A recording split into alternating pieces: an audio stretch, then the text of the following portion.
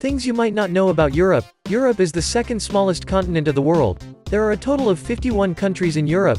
Europe has both biggest and smallest country in the world. The largest island in the world belongs to Europe.